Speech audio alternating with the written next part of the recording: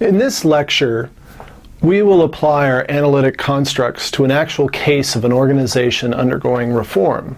To do this, I will first recount the organizational elements presented in the last lecture. Then I'll summarize the case. And finally, I'll identify the elements in the case and describe what sort of theory of organizing is implied by the author's account. The case that I'm going to talk about concerns Chicago public schools during the time period of 1986 to 2001. It spans two different mayors, Mayor Washington in the early period and then Mayor Daley in the later period.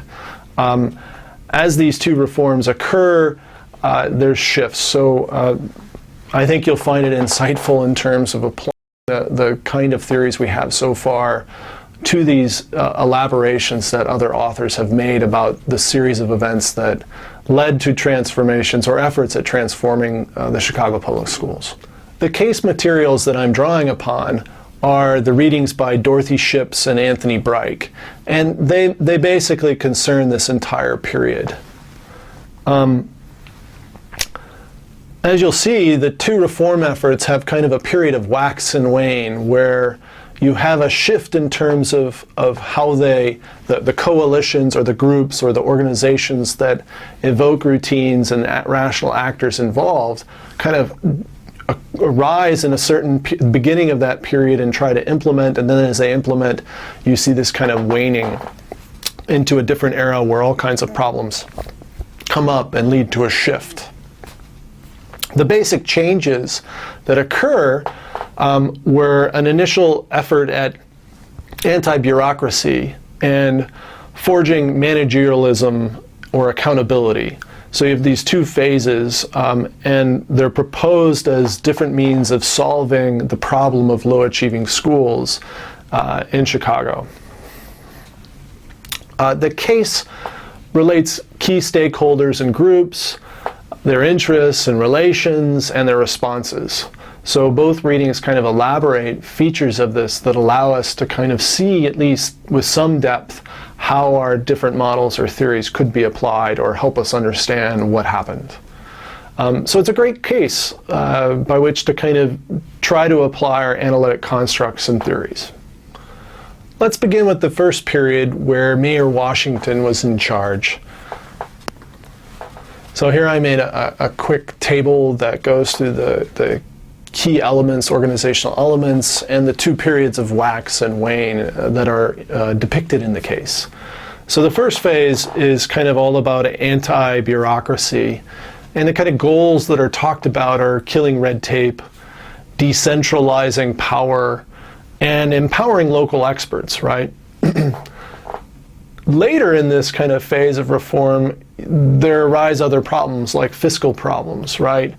And there's actually some kind of question as to whether those reforms of killing red tape and empowering local experts actually did anything. So they say the reason for the wane was people came to realize there was little evidence of success and little coordination and a fiscal crisis that precipitated an effort to do things more efficiently.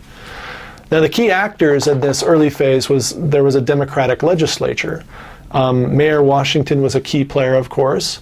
And then the local school councils were a key conduit through which decentralization and empowerment of local experts could occur. There were also teacher union, of course, is a pretty powerful group in Chicago. IBEC, which is the Illinois Business Education Committee, that was pretty prevalent and had been there for a long time. A committee of business leaders who wanted to see the education system create workers that they could use in all the businesses of the area. And then there was a school board nominating committee, which I believe nominated principals and the like. The social structure, so those were the key players. The social structure was kind of decentralized during this period, so the coalition occurred for governance across parties and interests in the local level down at the wards and the like. It was a time period of decentralization in Chicago. The technology or the tasks that were being applied to accomplish this was really a governance or an organizational reform, right? were local school councils, and they decentralized cash usage to those councils, right?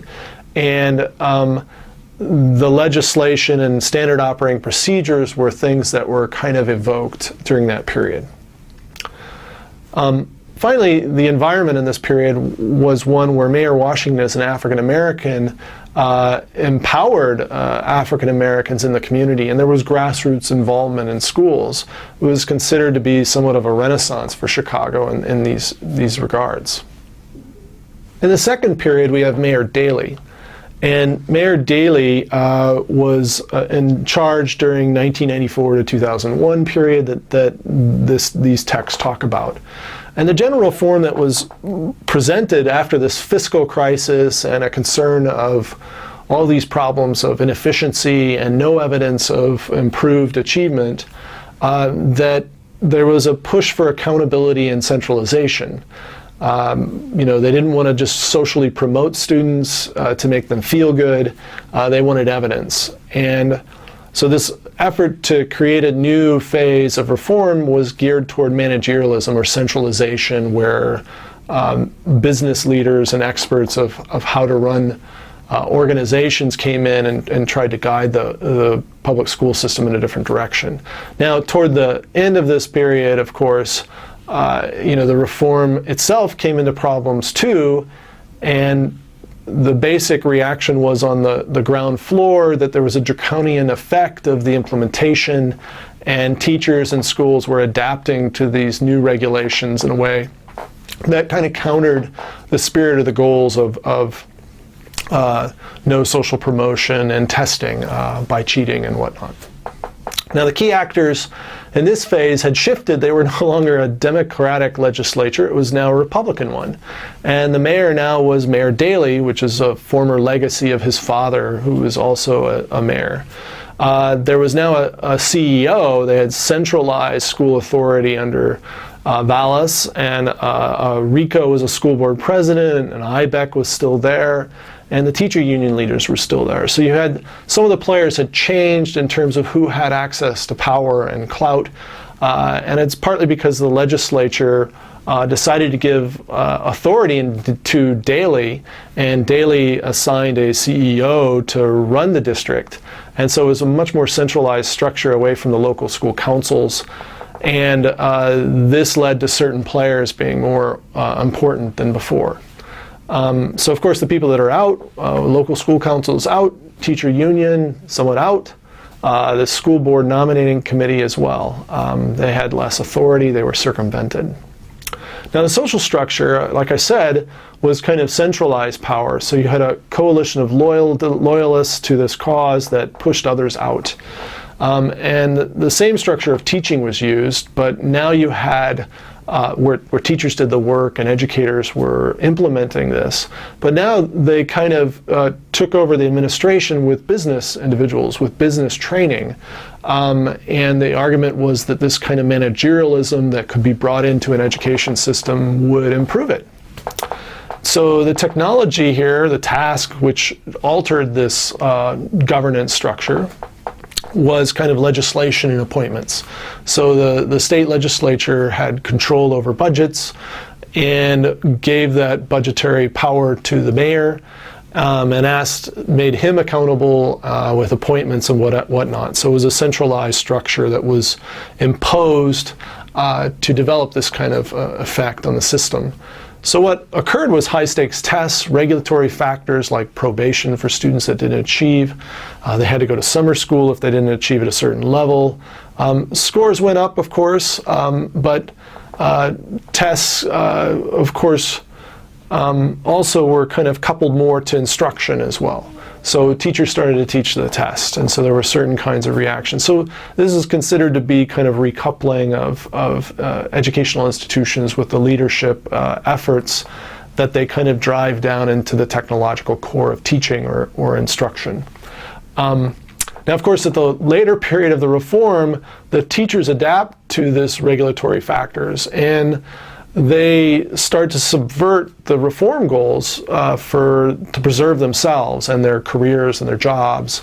and even student self-esteem and whatnot. And so you see teachers cheating on these tests. You see students that repeatedly take the test score, of course, get better.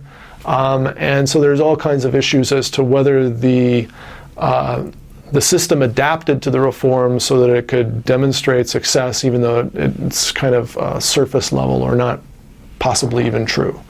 So finally, the environmental elements we could look at as in the past you had kind of prior reform that failed. So here's an effort to kind of correct that, and pressing problems of fiscal issues, right? So politicians enter to deal with this crisis, and the legislature makes laws and shifts power to the mayor. And of course, business enters because the mayor picks external staff and they're loyal to him, and he imposes this kind of administrative unit on the system. Over time, though, in the later phase, the waning of this reform, the environment kind of confounds things. The mayor's coalition makes information non-transparent to the environment, right? So they claim successes even though there's all kinds of other evidence to the contrary. They manipulate the press in terms of kind of reporting good news but hiding the bad. This kind of decoupling, managing the environment to survive even when it wasn't true in some cases, to subvert reform goals for political success so they could be reelected, and so on. So you make information cloudy in some cases and then hide it in others that aren't very beneficial.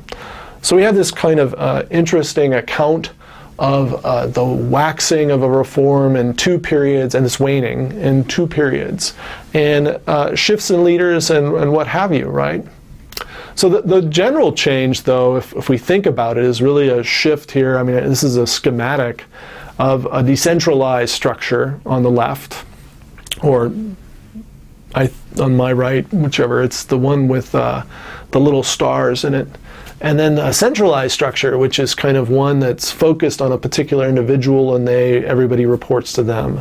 And it's a typical phenomenon in a lot of reform efforts in organizations that when there's crises or problems, there's an effort to centralize efforts.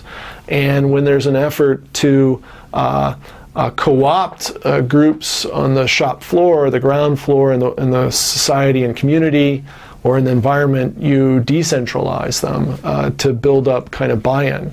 So these two different efforts really reveal different kinds of managerial strategies and efforts to accomplish reform. Now, of course, if we combine all these phases into one table, it's useful to someone like me and possibly to many of you, but it's a pretty dense table. But you see all the features of the kind of narrative and the actors, the goals, the social structure, technology, and environment. And it's kind of useful to see it all lined up as an analyst.